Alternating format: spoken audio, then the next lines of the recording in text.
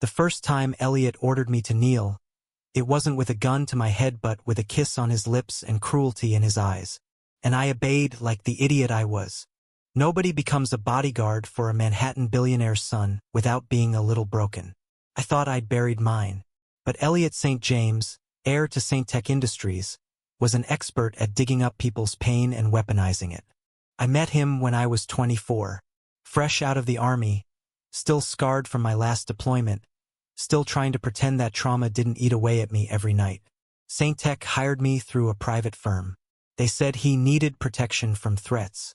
They didn't mention I'd be thrown into the gilded hell of a spoiled genius with too much power and no one to love him. From the beginning, Elliot was impossible, rude, sharp-tongued. He'd throw glasses when meetings didn't go his way. He'd bark orders like I was one of his employees or worse, a stray dog he'd picked up and was now regretting. But he was beautiful in that ice prince. Haunting kind of way silver hair always slicked back. Lips always red like he'd just bitten into a secret. At first, I did my job. Stayed quiet. Took the hits verbal and sometimes physical. His outbursts. His paranoia. His loneliness dressed up as arrogance.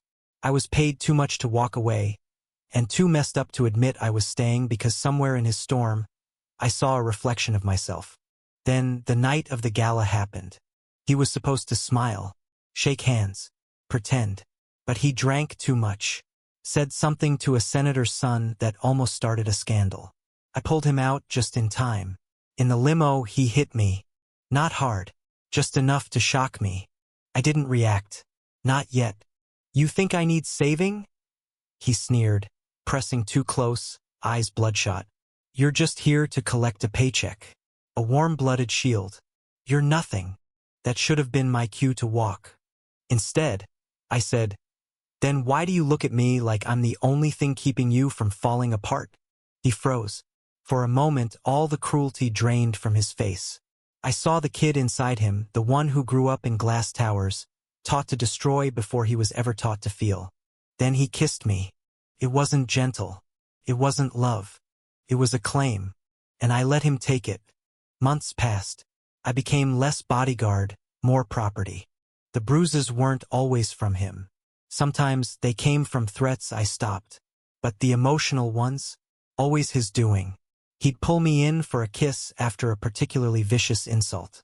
He'd call me stupid and then whisper, "Don't leave," like it was an apology. I told myself I could fix him, that if I just stayed, just endured, I'd get through to him. Then one night, I caught him crying. He thought I was asleep, but I wasn't. He sat at the piano, shirtless, fingers trembling on ivory keys. There were scars on his back, old ones no rich boy should have. Your father? I asked, stepping into the moonlight. He didn't look at me, just kept playing. You ever been locked in a wine cellar for 3 days because you didn't get perfect grades? That was the first time I saw Elliot, not the mask. He let me hold him that night. No kisses, no insults. Just two broken boys pretending the world couldn't touch them for a little while. But the peace didn't last. The next morning, he acted like nothing happened. Worsa was crueler. You think we shared something? He mocked. I was drunk. Don't get attached. That was the last time he hit me, because I finally hit back. Not with fists but with truth. You want someone to love you while you drown them, I said, backing him into the glass wall of his penthouse. But I'm done being your punching bag. His lips parted. For the first time, Elliot St. James had nothing to say.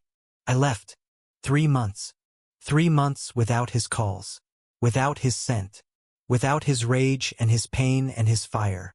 I took other jobs. I tried to forget. But love, even broken love, leaves scars that don't fade. Then he showed up at my door. Rain-soaked. No driver. No guards. Just him, holding a crumpled envelope. I fired everyone, he said, even my therapist. But I couldn't fire the voice in my head that kept whispering your name. I didn't speak. I was a monster, he said. But you were the only one who ever saw me. And I burned you for it. The envelope in his hand trembled. What is it? I asked. He handed it to me. Inside was a deed. To a cabin in Vermont, he said. Off-grid. No cameras. No press. Just silence. I bought it for you. If you ever want to come back. I looked at him. At the boy who'd once shattered me and was now offering the pieces back. I won't be your victim again, I said. I know, he whispered. I want to be worthy of you. A year later, I stood barefoot on the wooden porch of that cabin, coffee in hand, watching snow fall. He was inside, humming while making pancakes shirtless, softer now, calmer, still a work in progress but trying. He came up behind me, wrapped his arms around my waist. You still don't trust me completely, he murmured. No, I said, honest. But you're here. I turned, kissed him. That's a start. Thank you for listening. Don't forget to like and subscribe to stay updated with the latest videos.